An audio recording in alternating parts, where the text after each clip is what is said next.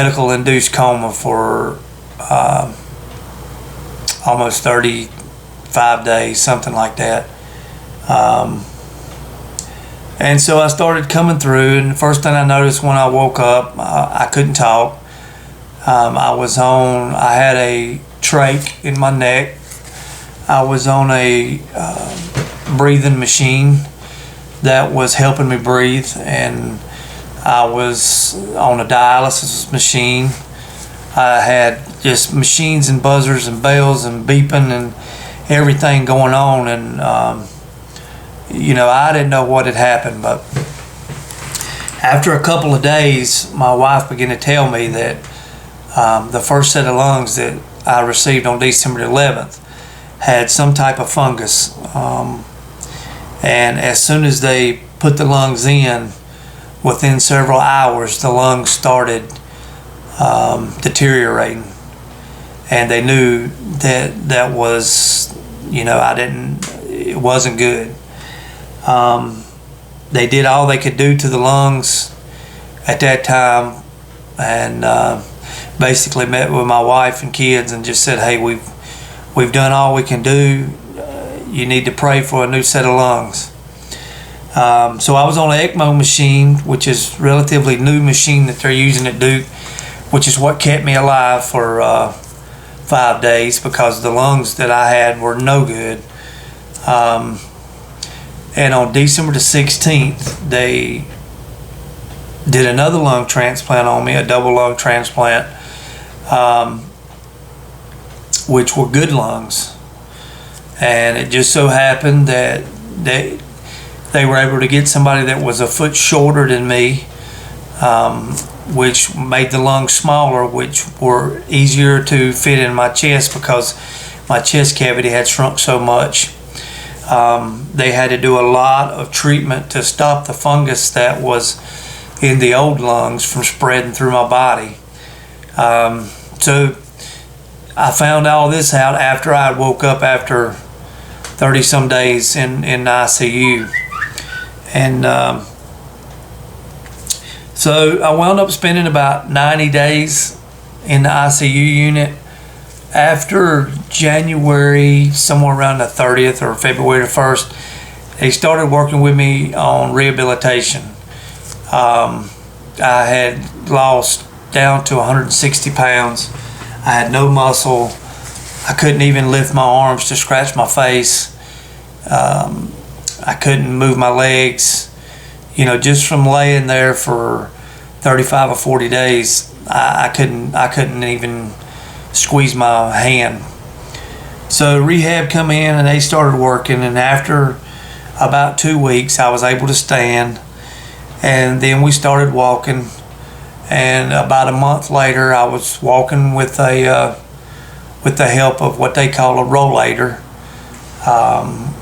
and I graduated from that into a walker and into a cane, and all of this was while I was in the hospital.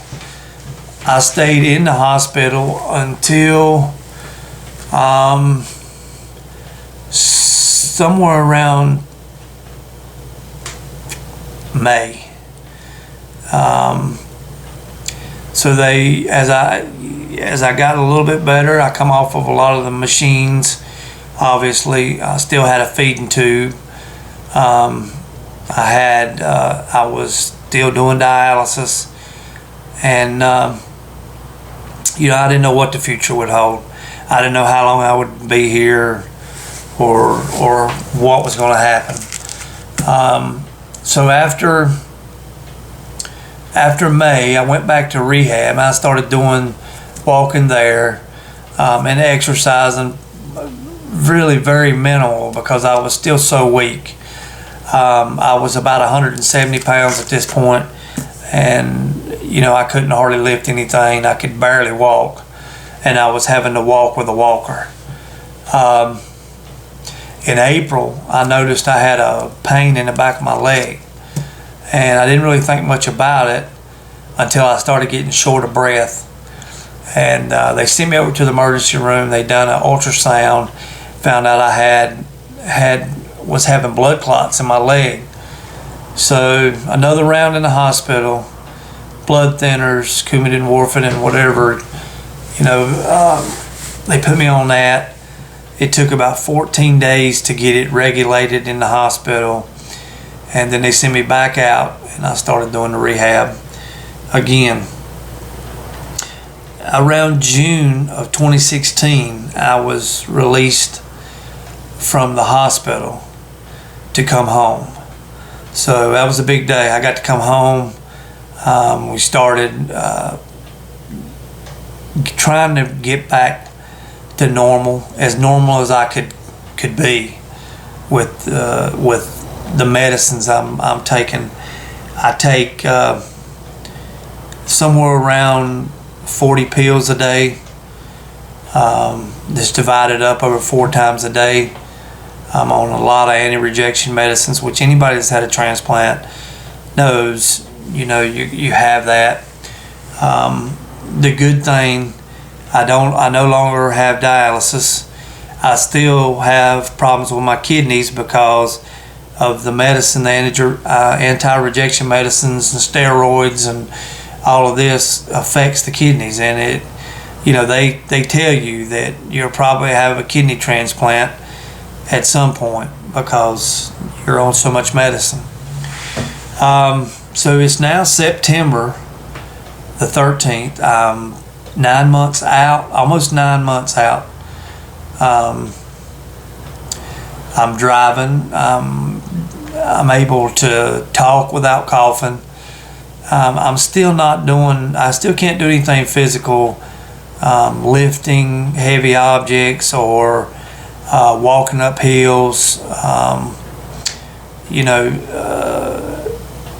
Sometimes getting up from the couch and going to the bed and laying in the bed and getting covered up. I know it doesn't, it's that you think that's just a little thing, but you don't realize how much exertion your muscles do just to get up off the couch or just sit up out of the recliner or to pick yourself up off the commode or anything like that. It requires a lot of action from the muscles, which require a lot of oxygen.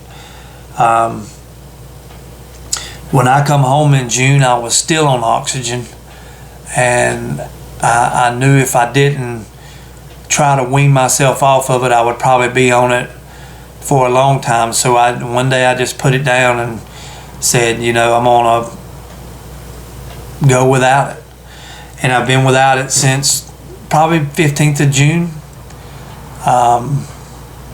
I took a trip a couple weeks ago to the mountains. We got up and around the 4,000 elevation, which was up there for me, and it was pretty difficult to breathe. So I got to be careful about that. I don't think mountain trips are a good thing after you've had a lung transplant, but I've had a little bit of rejection. I've been back to the doctor a couple of weeks ago, and we did a treatment for the rejection. So I hope that's good.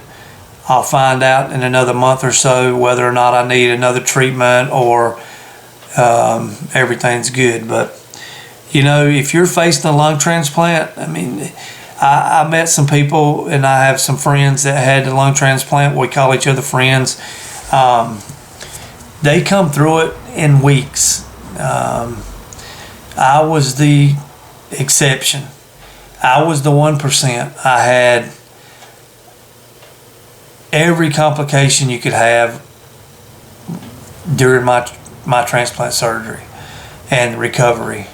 So it's a big decision to do it, but I can tell you this right now: if we would not have made the decision to do the transplant, I would not be here doing this today. Because when I went in on December the 11th, I was using 15 liters of oxygen just to walk. I was at the point where I needed 2 tanks everywhere I went, and it was constant airflow. And now I'm no oxygen, but I'm still, getting better. But that's kind of my story. Again, if you're going through a lung transplant, or you're struggling, or if you're trying to decide whether to do it or not, that's a decision you got to make. I can't tell you, yes, do it, or no, do it. I know at my age, I wanted to see my grandchildren grow up. I still want to see my youngest daughter get married. So to me, it was really not a hard decision. I knew if I didn't do it, I wouldn't be here much longer. So that's my story, and I appreciate you watching. If you got any questions, feel free to leave them in the comment box below. If you'd like, you can subscribe to my channel. Just click the link right here. I do some different reviews, and I hope you'll enjoy what I do. If you got any questions, just leave them below, and I'll do the best I can to answer them. Thank you for watching.